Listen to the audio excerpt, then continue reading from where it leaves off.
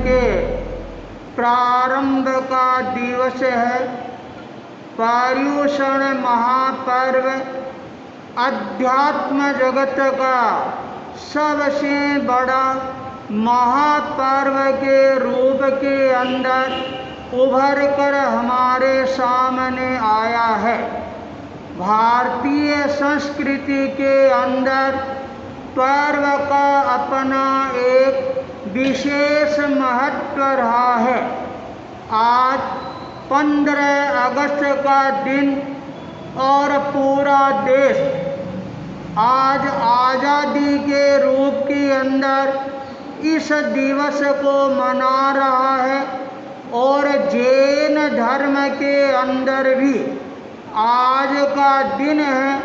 ये पर्युषण महापर्व के प्रारंभ का दिन है और यह दिन हमारे को ये प्रेरणा प्रदान करता है हम भी हमारे जीवन के अंदर कर्मों के बंधनों से मुक्त होकर अपने आप को आज़ाद बनाएं, स्वतंत्र बनाएं और देश की स्वतंत्रता के साथ आत्म स्वतंत्रता की ओर प्रस्थान करने का प्रयास करें।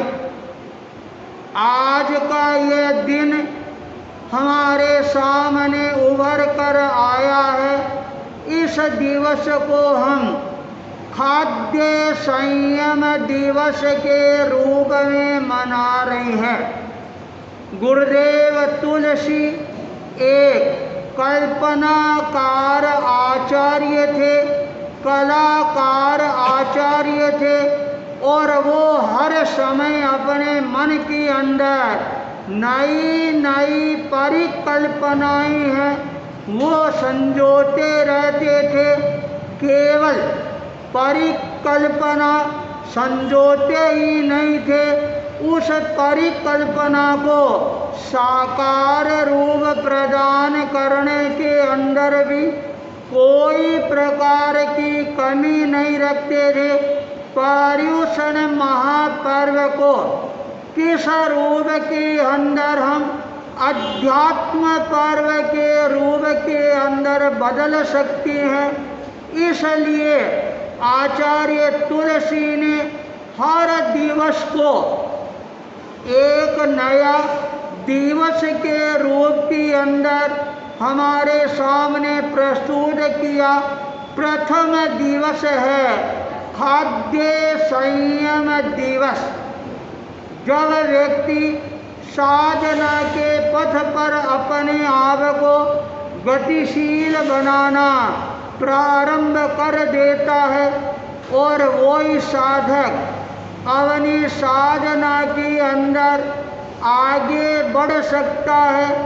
जो साधक अपने जीवन के अंदर खाद्य संयम का ध्यान रखना प्रारंभ कर देता है, जो साधक खाद्य संयम का प्रयोग अपने जीवन के अंदर करता है, उस साधक के जीवन के अंदर अपने आप ही सात्विक विचारों का जन्म होना है, ये प्रारंभ हो जाता है और उसका तन के साथ के अंदर मन शुद्धि का भी एक महान उपक्रम है, वह उभर कर सामने आना प्रारंभ हो जाता है। तो आज हम खाद्य संयम दिवस के रूप के अंदर मना रही हैं। प्रत्येक श्रावक और श्राविकाएं आज के दिन अपने जीवन के अंदर कम से कम द्रव्य है वो लगाने का प्रयास करें और आदर्श श्रावक और श्राविका तो वो कहलाती हैं जो अपने जीवन के अंदर एक भी द्रव्य है वो नहीं लगाते हैं, अर्थात 24 उपवास करके खाद्य संयम दिवस को मनाने के लिए अपने आप को तैयार करना प्रारंभ कर देती हैं। ये पर्युषण महापर्व की एक सर्वोत्कृष्ट साधना के रूप के अंदर उभर कर सामने आ सकता है।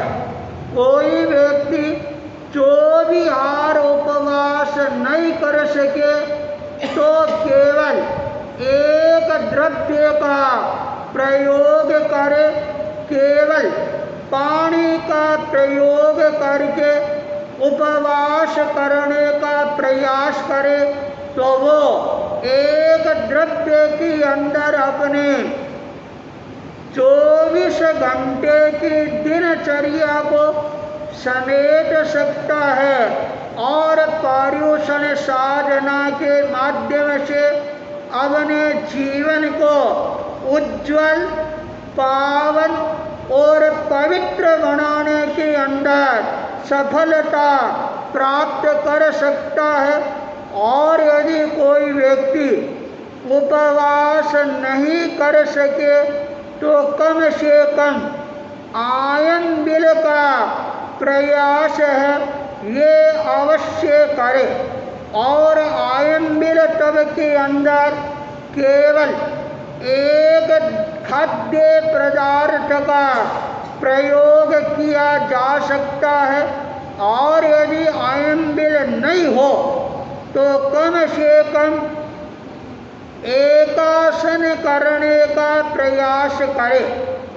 एक स्थान पर बैठकर 1 घंटे के अंदर अपने आहार को परिसंपन्न करे और उसके अंदर भी द्रव्य है वो सीमित रखें 2, 4, 5। तो ये आराधना उसके जीवन के अंदर और ज़्यादा नई उज्ज्वलता लाने वाला बन सकता है।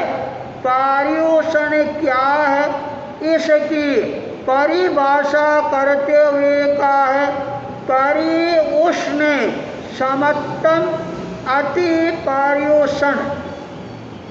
जो साधक इन दिनों के अंदर अपनी जो 4 कसाई है, क्रोध है, मान है, माया है और लोभ है, इन चारों को जितना समन करेगा, दमन करेगा और आत्म लक्ष्य की ओर आगे बढ़ने का प्रयास करेगा, उस साधक का ये पर्युषण महापर्व का प्रथम दिवस है।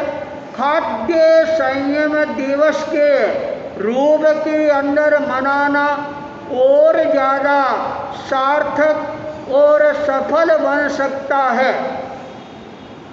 हमारे जैन आगमों के अंदर, जैन ग्रंथों के अंदर अनेक प्रकार के ऐसे उदाहरण आते हैं जो श्रावक लोग 8 दिनों तक 64 प्रहरी पोषण है वो करती हैं, अर्थात 8 दिनों तक एक भी द्रव्य का सेवन नहीं करती हैं, 24 उपवास करती हैं और उसके साथ के अंदर पोषद की आराधना करते हैं।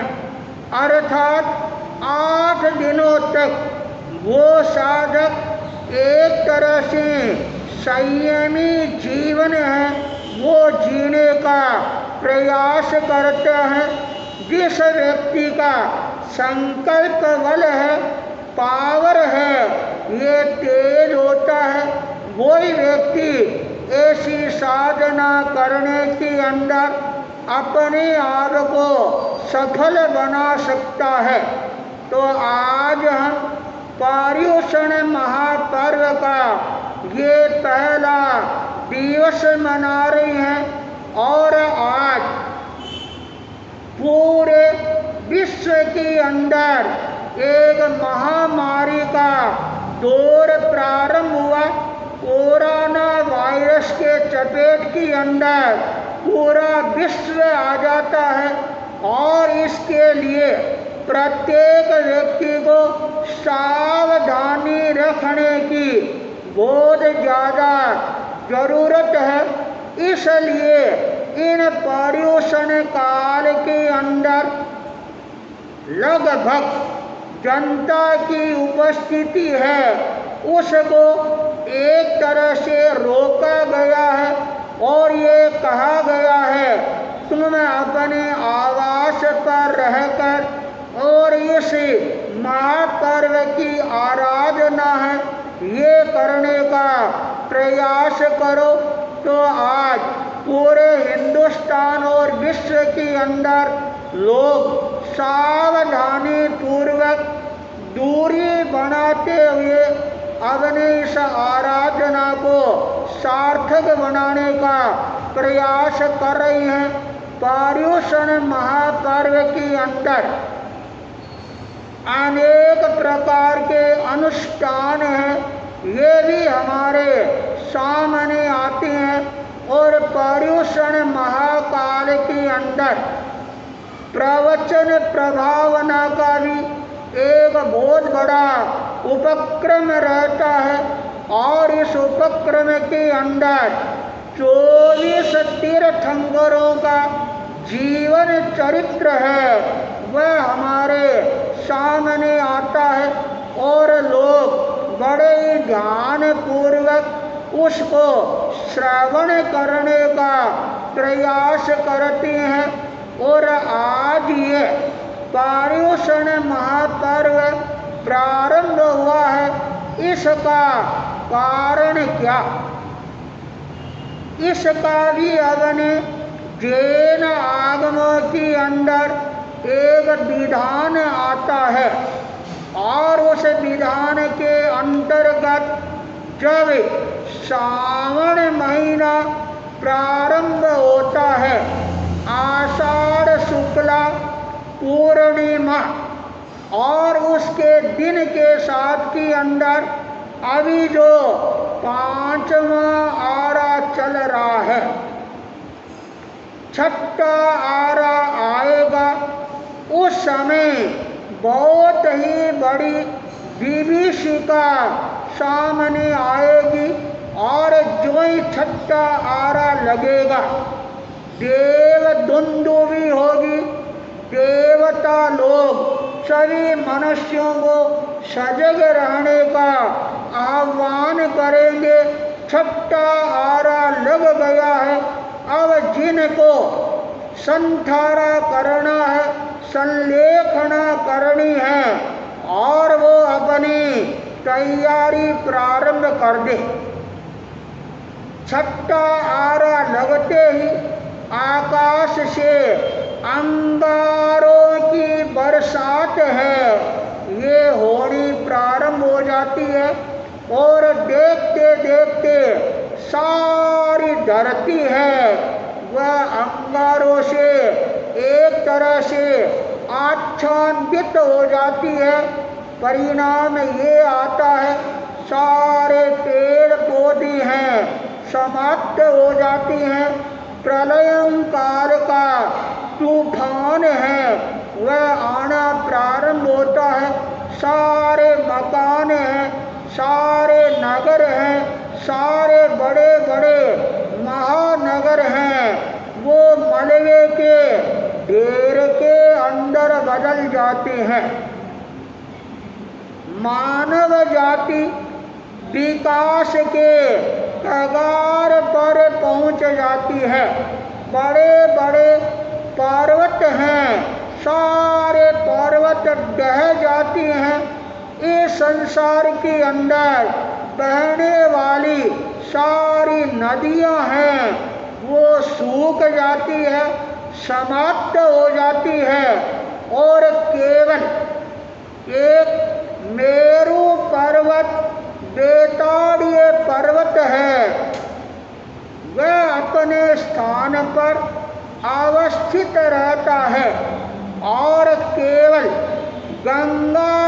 नदी है उसका प्रवाहमान रहता है, और वह नदी भी केवल एक गंदे नाले के रूप के अंदर बहती है, और वह सारा पानी उसी पर्वत के आस पास में इकट्ठा हो जाता है। कादे का रूप है वह धारण कर लेता है, और उसके अंदर कच्छ है, मच्छ है, ये पैदा हो जाती हैं बहुत ज़्यादा तादाद के अंदर। छठे आरे के अंदर जो मनुष्य रहते हैं उनका जो आकार होता है शरीर का, वह केवल एक बिलांग का आकार रहता है, और वो अपने प्राण बचाने के लिए दौड़ने का प्रयास करते हैं, पर गति इतनी तेज नहीं होती है वो उस मेरू पर्वत तक पहुंच सके। पर कुछ व्यक्ति है वो अपने आप को सुरक्षित रखते हुए उसी मेरू पर्वत पर पहुंच जाती हैं, और वहाँ पर छोटे छोटे बिल होती हैं, खड्डे होती हैं, उनके भीतर घुसकर और अपने प्राणों की रक्षा करती हैं। उनको खाने के लिए, पीने के लिए कुछ भी नहीं मिलता है। दिन भर अंगारों की बरसात होती रहती है। रात्रि के प्रथम प्रहर के अंदर वो अंगारे थोड़े थोड़े शांत होने प्रारंभ होते हैं। दूसरे प्रहर के अंदर उन अंगारों के ऊपर धीरे धीरे राख जमनी प्रारंभ हो जाती है। तीसरे प्रहर के अंदर जो गर्मी है, गर्माश है, वह कम होती है, थोड़ी थोड़ी हवा चलती है। तब वो बिलों के अंदर रहने वाले प्राणी बाहर निकलते हैं और चारों तरफ नजर दौड़ा कर देखती हैं अब कहाँ जाए, क्या करें। उस समय उनको केवल वो गंगा नदी का कीचड़ है वो दिखाई देता है। वो वहाँ पर आती हैं और उन कीचड़ में से जो कच्छ और मच्छ है उनको बाहर निकाल कर जो राख की ढेरियाँ हैं उनके भीतर की अंदर गाड़ देती हैं, और सूर्योदय से पहले वो जो पानी है वह पानी, गंदा पानी पीकर अपने प्राणों को बचाने का प्रयास करती हैं और वापिस जाकर बिल के अंदर छुप जाती हैं। अगले दिन जब वो पश्चिम रात्रि का समय आता है और वो बाहर निकलती हैं, जो कच्छ और मच्छ उनको बाहर निकालती हैं और अंगारों के कारण वो पक जाती हैं, सिक जाती हैं और उनका वो भक्षण करके अपने आप को जिंदा रखती हैं। छठा आरा यूं ही चलता है। पहला आरा आता है और उसके अंदर भी ये स्थिति रहती है, और धीरे धीरे जब दूसरा आरा आता है, तीसरा आरा आता है, चौथा आरा आता है, और अपनी आप प्रगति का द्वार है वह खुलना प्रारंभ कर देते हैं, और वो देख रही हैं आषाढ़ शुक्ला पूर्णिमा के दिन आकाश से बरसने वाले अंगारी हैं वो बरसने बंद हो जाती हैं, और आकाश से मूसलाधार बरसात है ये होनी प्रारंभ हो जाती है, जिसके कारण सारे अंगारे हैं वो शांत हो जाते हैं। 7 दिनों तक ये बरसात चलती है। एक दिन बरसात बंद होती है, फिर वो बरसात का दौर है वह प्रारंभ हो जाता है। और इस बार बरसात है वह बरसात दूध की बरसात होनी प्रारंभ होती है। 7 दिनों तक दूध है वह आकाश से झरता रहता है, तो उसके कारण जमीन के अंदर खारापन है वह दूर होना प्रारंभ हो जाता है। उसके पश्चात एक दिन बरसात बंद रहती है, फिर आकाश में से दही की बरसात होनी प्रारंभ होती है। 7 दिनों तक दही की बरसात होती है। जमीन के अंदर थोड़ा सा खट्टापन है वह आना प्रारंभ हो जाता है। एक दिन बरसात रुकती है, फिर 7 दिनों के बाद आकाश में से घी की बरसात है ये होनी प्रारंभ हो जाती है, जिसके कारण मिट्टी के अंदर स्निग्धता है वह आनी प्रारंभ हो जाती है। और धीरे धीरे बंजर भूमि है वह उपजाऊ भूमि के रूप में परिवर्तित होने प्रारंभ हो जाती है। और धीरे धीरे छोटे छोटे अंकुर है वो फूटने प्रारंभ हो जाती हैं। 7 दिनों के बाद एक दिन विश्राम लेकर फिर आकाश से 7 दिनों तक अमृत की बरसात है वह होनी प्रारंभ होती है। और सारा धरती का सौंदर्य है वह वापिस लौट कर आना प्रारंभ हो जाता है। यूँ लगातार एक दिन रुककर बरसात का दौर है ये चलता रहता है, फिर एक साथ में मूसलाधार बरसात का दौर चलता है। और ये 40 दिनों तक यह दौर है ये चलता रहता है। और 6 सप्ताह तक 6 प्रकार की बरसातें होती है। और उसका परिणाम ये आता है सारी धरती है यश्य श्यामला के रूप के अंदर प्रकट होनी प्रारंभ हो जाती है। और जगह जगह पेड़ पौधे हैं वो खिलने प्रारंभ हो जाते हैं। कल्प वृक्ष हैं वो उगने प्रारंभ हो जाती हैं। और आज के दिन दिल में रहने वाले वो जो मनुष्य हैं वो बाहर आते हैं और धरती की ये मनोहर छटा देखकर उनका मन है वह खुशियों से उछलना प्रारंभ कर देता है। और मन में एक नया चिंतन का दौर प्रारंभ होना प्रारंभ हो जाता है।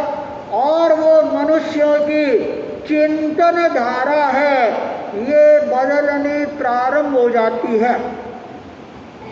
मन में विचार आने प्रारंभ हो जाती हैं।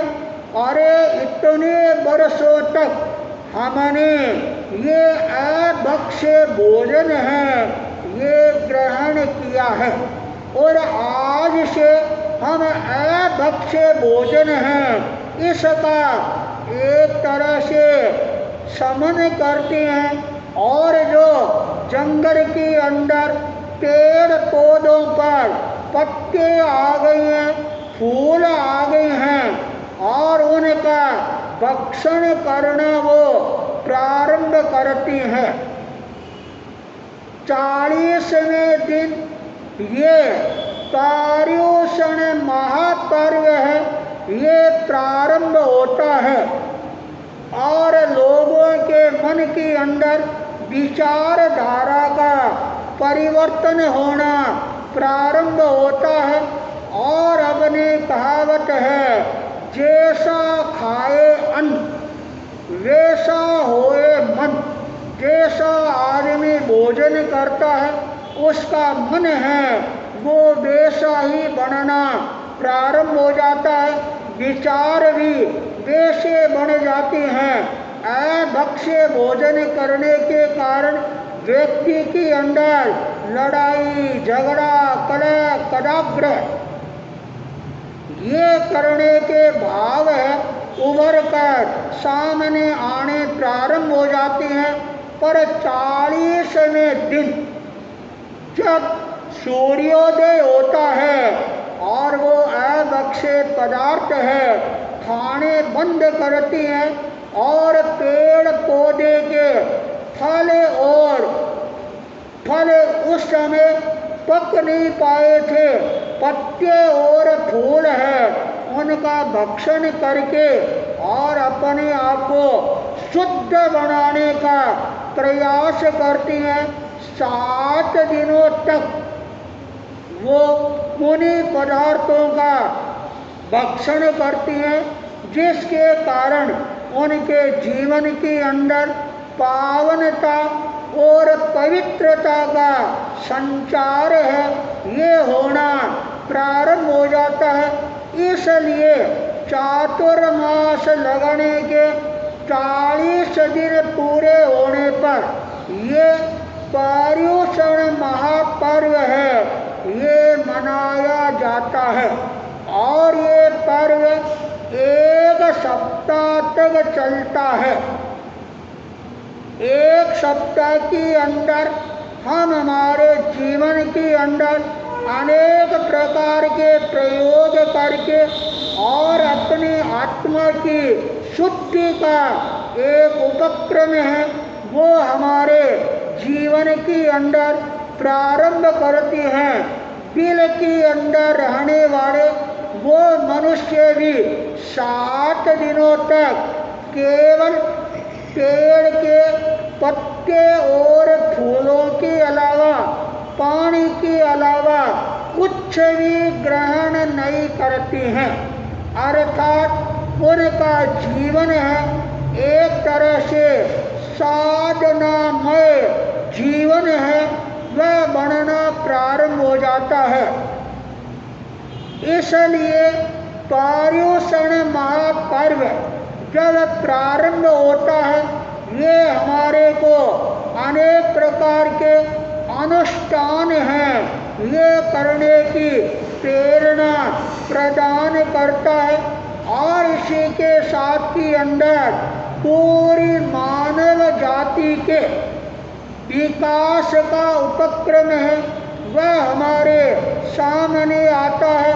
और 6 आरों का वर्णन है वो भी इन पर्युषण काल के अंदर सुनाया जाता है। भगवान महावीर इस युग के 24वें तीर्थंकर थे। वो 10वें देवलोक के अंदर और वहाँ पर देवता के रूप के अंदर अपना जीवन है आगे बढ़ा रहे थे। 6 महीना पहले ये आभास हो जाता है अब मेरे को यह देवलोक छोड़कर यहाँ से प्रस्थान करना पड़ेगा। भगवान महावीर 10वें देवलोक से चयन करके आज इस धरती के ऊपर अवतरित होते हैं।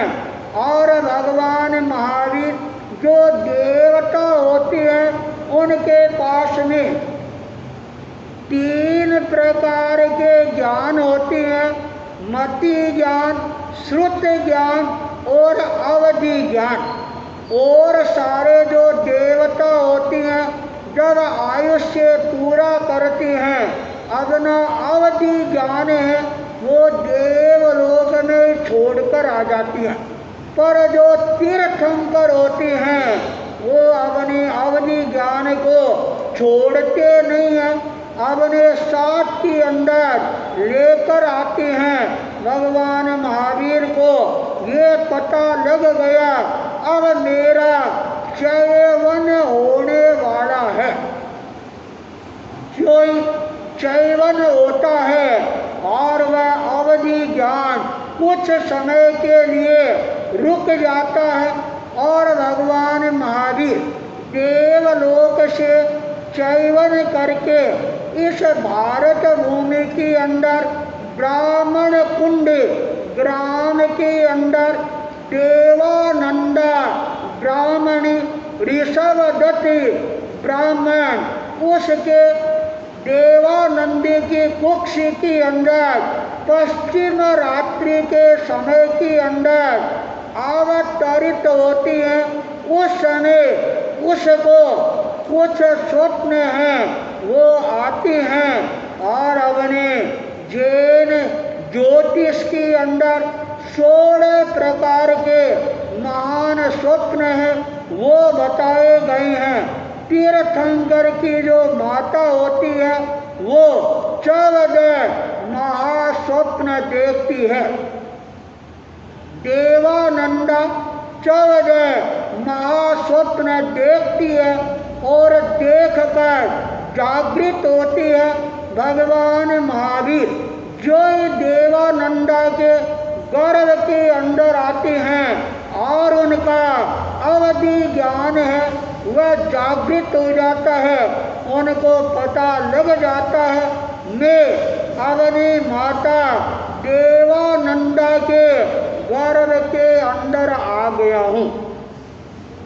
देवानंदा तत्काल अपनी शैया से उठती है और अपने पति देव ऋषभदत्त जो पास वाले रूम में सो रहे थे उनके पास जाती है, उनको जगाती है, प्रणाम करती है और कार्य पतिदेव मैंने अभी अभी ये महान स्वप्न देखे हैं, इन सपनों का क्या फल होगा। यह स्वप्न सुनकर उसके पति देव ने कहा अरे तुमने बड़े अच्छे स्वप्न देखे हैं पर एक बात का ध्यान रखना, अब वापिस जाकर सो मत जाना। शुभ स्वप्न देखने के बाद यदि आदमी वापिस सो जाता है तो उन सपनों का जो फल है वह सारा समाप्त हो जाता है। और अशुभ स्वप्न देखने के बाद यदि आदमी सोता नहीं है तो उन अशुभ सपनों का फल है वह और ज़्यादा भयावह के रूप में उभर कर सामने आ जाता है। इसलिए ऋषभदत्त ने कहा तुम धर्माराधना करो और प्रातः काल जब जो स्वप्न शास्त्री हैं उनको हम बुलाएंगे और तुम्हारे सपनों के बारे के अंदर जानने का प्रयास करेंगे। देवानंदा अध्यात्म की साधना में लवलीन हो जाती है और भगवान महावीर देवानंदा के गर्भ में धीरे धीरे विकास की ओर अग्रसर बनते हैं। देवानंदा के जीवन के अंदर क्या परिवर्तन आएगा, भगवान महावीर जैसे पुण्यवान जीव के गर्भ में आने से क्या नया परिवर्तन आएगा, यह सारा हमारे को और सुनने का अवसर मिलेगा। आज पर्युषण महापर्व का प्रथम दिवस है। हम ज़्यादा से ज़्यादा खाद्य संयम के द्वारा ये पर्व मनाने का प्रयास करेंगे।